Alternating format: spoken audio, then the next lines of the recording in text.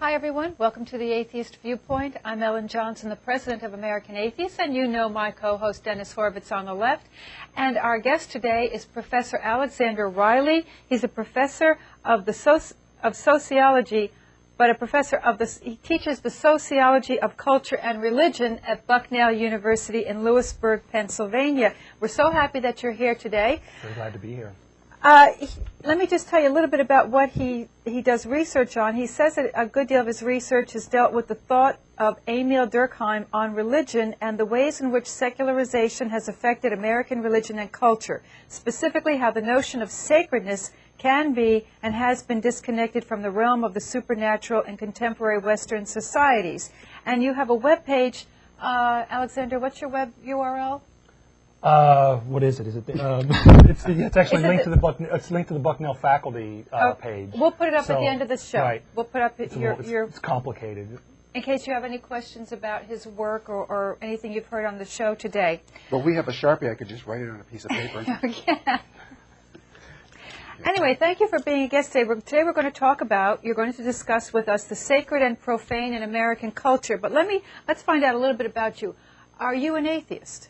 Yeah, I think that's I mean, people quibble about terms. I think I was just looking at the bio that I wrote for myself on my webpage the other night, and I think I used the term skeptic there. But, Okay. Certainly not, I don't believe in the existence of a supernatural world, and I think, in most ways, I think I could describe myself pretty fairly as a materialist. And where did you grow up? I grew up in central Ohio, in Columbus, Ohio. Do you have any brothers and sisters? No, I had two sisters who are both deceased now, so I'm now an only child. Columbus, Ohio? Columbus, Ohio, yeah, home of the Buckeyes. Was it a big Buckeye football fan Really? as a kid, yeah. And a Cincinnati Reds fan. This was the 70s when I was growing up, and the Big Red Machine. The Reds won 2 World Series during the 70s, so obsessed with this. That's actually connected to the sacredness and profaneness in popular culture. Sport is a big part of it. Absolutely. And I was, without knowing Emil Durkheim at that point, I think I was already partaking in that kind of experience of the sacred through my love of Reds baseball and Ohio State football. Very religious, especially in Michigan. The University of Michigan team was in town. Okay, so that is part of your religious upbringing, but was there a theological religious upbringing in your home? What was family life like for you? My parents divorced when I was about 10 or 11, and neither of them were very religiously devout. I think my mom still has some vague sort of belief in a supernatural and in God and so forth, but we didn't go to church, or we didn't really have much of a religious education. My paternal grandmother took us to an interesting little Hungarian church that was near her house when we were children for a while, and for a while I knew some play game phrases in Hungarian as a result of that experience. What religion? It was the Hungarian, I'm not even sure which church. Probably Orthodox. The Hungarian Orthodox something church, like that, yeah. And your father's family, what religious background were they? Pretty similar hodgepodge of mostly Protestant, various Protestant sects and denominations, but almost none of them were very devout. So I didn't get a lot of that when I was a kid. So growing up, I got it from the broader American culture, though, certainly Okay. from TV. We had an interesting story that we had one house that I lived in when I was a child. I remember just a few doors down on the same street for a while there was a group of snake handlers.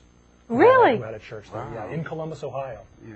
They weren't there for very long, but I remember I was very interested in reptiles and snakes when I was a kid. So I remember walking by and seeing people in there handling snakes and thinking that maybe it was a pet store or something initially, and almost Not the kind you want to go into. I was on the verge of going in, and then I geez, saw thank them. goodness you In did. addition to handling snakes, they were making strange noises and dancing around inside. So It's a good thing snakes are deaf. Yeah, some of the sounds were kind of Wow. disturbing. Well, I'm glad you So were. it was my first experience with some of the really extreme fringes of the Christian denomination. Animal abuse.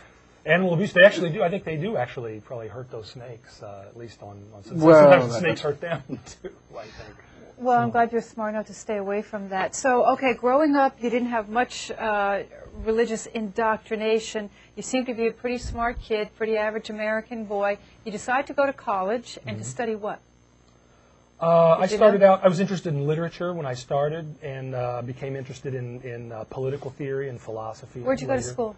I was at Northwestern University up near Chicago. Uh-huh. And so it was. My major was political science as an undergraduate, but it very concentrated in political theory. So I was reading a lot of sort of classic Hegel, Hume, and a lot of the classic European and American sources on political theory. Read a lot of the founders and that stuff as well. So got interested in the connection between politics and culture pretty early on in school. And then you decided to go to graduate school. Went to graduate school after, I took a few years off, in fact, and I often tell my students, especially the ones who come to me to talk to me about going to grad school, when I graduated, when I got my bachelor's degree in, whatever it was, 1988, the last thing in my mind was continuing for more torture in the American educational system, which I had a very bad time as an undergraduate, largely because of a lot of the stuff that was going on at my school that was not about education, and it was about social status ranking and other silly stuff. And That's so too bad. I think it's a big problem on a lot of campuses, and I see it at Bucknell, in fact, to a fair degree now, from sort of on the other side of the relationship. But when I got out of school in '88, got my bachelor's degree, I immediately said, well, no more school for me, and I moved out to Oregon for a couple of years and lived in the woods and pretended I was Henry David Thoreau on the West Coast for a few years, grew my hair long, and Did you write poetry? I probably did. And thankfully, I haven't saved any of it. It's all been destroyed. So I hope no archivist ever digs up any of that stuff. Interestingly, when Alexander got here, I took him on a tour of the building, and we stopped at one of the archive offices, and I was showing him where we archive our magazines and newsletters. And you said that you were a member of American Atheists because you recognized the old newsletters. Yeah. So when was this? Way back. This would have been early '80s, I think, because I was in high school at the time. I very distinctly remember I read Bertrand Russell's "Why I'm Not a Christian," I think is the title, and I'd already been in a space. I don't even think I could have called myself a Christian at that point, but I had enough vague connection to my mother's and the rest of my family's vague religious beliefs that I believed there was a God, and I believe I had that whole sort of general framework in place. And then I read Russell, and I read a few other things, and I said, well, I don't think that stuff holds up very well. And at some point, right around in that period, I wrote to American Atheists and got some literature and received the little newsletter, the little pamphlet, as it was at that point in time. I think it wasn't very big, but I was always very happy to see that when I got it and look at it and go, oh, there are other people out there who reject the same stuff that I'm rejecting. So. Oh, it's just nice to meet somebody whose lives we kind of were crossed in a certain way, because I was, of course, a member way back then, too, right. That, you were getting the newsletter. You were touched by the organization, too. Right. But like that's an interesting point, is because even to this day, there are still lots of atheists out there that don't know that groups like us exist. Oh, yes. Yeah. I mean, it's amazing. Even with the Internet. Yes. People don't know that we're out there. I think it was, in fact, it was American Atheists through which I discovered Russell's essay. I think I didn't know of Russell. I might have heard of him because I was already reading some philosophy at that point, but I don't think I knew that essay until somewhere in a magazine or somewhere, or maybe from I can't remember exactly what the details were, but through the organization, I said, oh, there's this essay by this pretty important philosopher on exactly this question that I'm interested in. Let me read that. So. And now you see the building and all that we have here. Yeah, with all the materials and the archival stuff that you folks really have to get some people in here to preserve and take care of, because there's some invaluable stuff out there. I was just showing him we had just found a box, and I said, oh, this is the Index. It marked that it was called the Index, which was a publication I was looking for. And my sister and I just uncovered this. We just moved it out of the back, up front, and I opened the book right there, the box in front of him, opened the plastic, and we opened it up, and it was the Reformer or something. It was an old 1860s, a freethinker publication. Right. And I keep saying to you folks, this place is a treasure trove of your history.